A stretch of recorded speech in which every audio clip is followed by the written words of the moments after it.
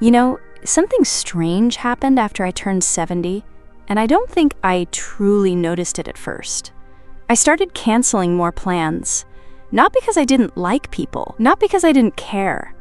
I just preferred quiet. I wanted slower mornings and walks without conversation. I stopped feeling guilty about not going to every birthday party or community gathering. I used to think that pulling back from others would make me feel lonely, but the strangest thing is, it didn't. In fact, I began to feel lighter, more peaceful, happier. It goes against everything we've been told, doesn't it? That happiness comes from being social, that we need people around us constantly to feel fulfilled, and maybe that's true in our younger years, when we're still figuring out who we are through our relationships.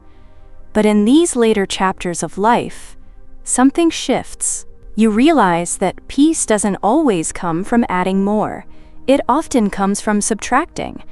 When I think back to my 40s and 50s, my calendar was packed. Birthday dinners, work events, community meetings, social obligations that never seemed to end. And I don't regret those years. They were full, they were formative, but they were also exhausting. I was always managing someone else's feelings, always balancing expectations, always showing up, even when I didn't want to. But after 70, you start asking different questions. Not, will they be upset if I don't go? But do I really want to spend my energy this way? And more often than not, the answer is no. Now, that doesn't mean I've become a recluse. I still enjoy connection. I still value the people in my life. But I've learned something important. Happiness isn't measured by how many people are around you. It's measured by how deeply you feel connected to yourself. That's the part no one tells you when you're younger. That some of the happiest older adults are the ones who no longer chase popularity or approval. They've stopped trying to be everyone's best friend. Instead, they cultivate something quieter, something steadier. They build peace inside their own skin. You might be wondering, isn't that just loneliness with a fancy name? It's not. Loneliness is feeling disconnected. But solitude? That's chosen stillness. That's space you create for your thoughts to breathe. I've found that some of my most joyful moments happen when I'm alone with my coffee on the porch, listening to the birds wake up the day, or when I'm deep in a book lost in someone else's story, or when I'm cooking something slow with music playing softly in the background. There's a quiet intimacy in those moments, a sense that I'm fully present, not performing for anyone. And here's the truth. After 70, you start to notice which relationships give you energy and which ones take it away. You stop saying yes just to be polite. You stop pretending to enjoy conversations that drain you. You realize that peace is a kind of wealth, and protecting it is one of the wisest things you can do. That's why I think the happiest people over 70 are often the least social. They're not bitter or cold. They've just learned that they don't need a crowd to feel complete. They've stopped confusing noise for connection. They've learned to listen to the rhythm of their own life, and they're no longer afraid to follow it, even if it means walking alone. One of the most surprising things I've learned as I've grown older is how much happiness depends on boundaries. Not the kind you build to keep people out, but the kind you create to keep yourself from being pulled in too many directions. In my earlier years, I used to believe that being social meant being available. Always picking up the phone, saying yes to invitations, replying to every message within minutes. I thought it made me a good friend, a good neighbor, a good person. But the cost of constant availability is exhaustion. And no one tells you how much peace you lose when you don't have space to be still. These days, I don't answer every call. I take my time responding to messages. Not because I don't care, but because I care enough to be intentional with my energy. That's something that comes with age, the wisdom to know that your energy is sacred. I've found that I enjoy conversations more when I've had time alone. I laugh more deeply, listen more closely, love more fully, because I'm not running on empty. Solitude isn't an absence of connection. It's a way of filling your own cup before offering it to others.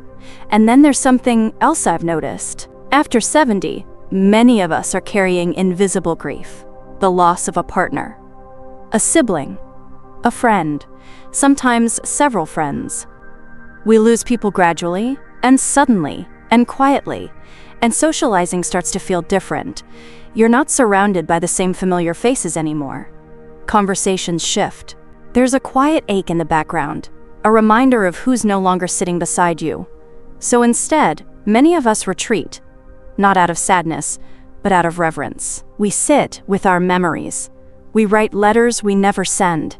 We go for slow walks and let the wind speak where words fail us. Grief doesn't make you antisocial. It makes you more selective. It deepens your appreciation for the people who remain.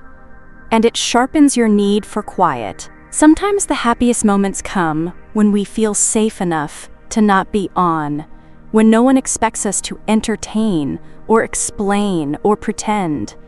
We just get to be, and that's something I wish more people understood about aging. That joy doesn't always look like laughter in a group.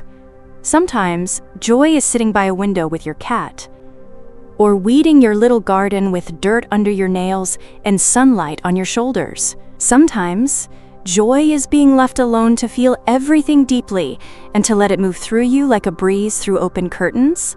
That's not loneliness, that's presence. And in this stage of life, presence is a kind of prayer. It's where the happiest people I know find their peace, not in being the life of the party, but in finally coming home to themselves. There's another truth I've come to hold closely. After 70, your definition of happiness changes. Happiness used to mean excitement, stimulation, novelty, a packed calendar, a full dinner table, a house filled with voices. Now, happiness means ease, simplicity, silence that isn't empty, but peaceful. The happiest people I know in this season of life don't chase newness. They cherish comfort. They savor the rituals that make each day feel grounded. Morning tea in the same old mug, the gentle creak of their favorite chair, a radio show playing softly in the background. They've stopped chasing the next big thing. And in that stillness, they've found contentment that feels more nourishing than any applause or crowd ever did. You see, after a certain age, you start to realize how much of your life was spent trying to prove yourself, to be liked, to be admired, to be chosen. But the happiest elders? They've laid all that down. They're no longer looking for permission to be themselves. They've stopped explaining their choices, their preferences, their silence. They've stopped apologizing for needing rest or time or solitude. They know that a day spent alone with their thoughts isn't wasted. It's sacred. And that confidence, that self-trust, it radiates. You can feel it when they walk into a room, not because they speak the loudest, but because they carry the kind of peace you can't fake. They don't fear missing out. They're not scrolling through endless updates, comparing their lives to others. They've realized something younger folks haven't yet, that being alone isn't a punishment. It's a return to what matters, to quiet joys, to personal truths, to deeper breaths and slower steps. They don't need noise to feel alive. They don't need a full social calendar to feel valued.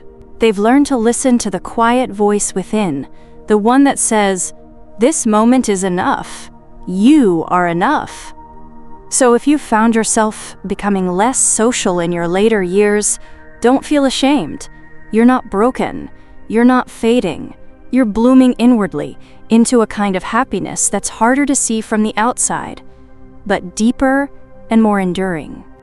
You're learning that the heart doesn't need constant conversation to be full. It just needs truth and peace and permission to be exactly where it is. And maybe, just maybe, that's the greatest joy of all. Thank you for spending this time with me. If this message resonated with you, take a moment to breathe and share your thoughts in the comments.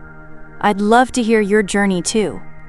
And if you know someone who's pulled away from the crowd and wondered if something was wrong, send them this. Maybe it will help them see that they've simply grown into their peace. You're not alone. You're just becoming more yourself. And that's something worth celebrating.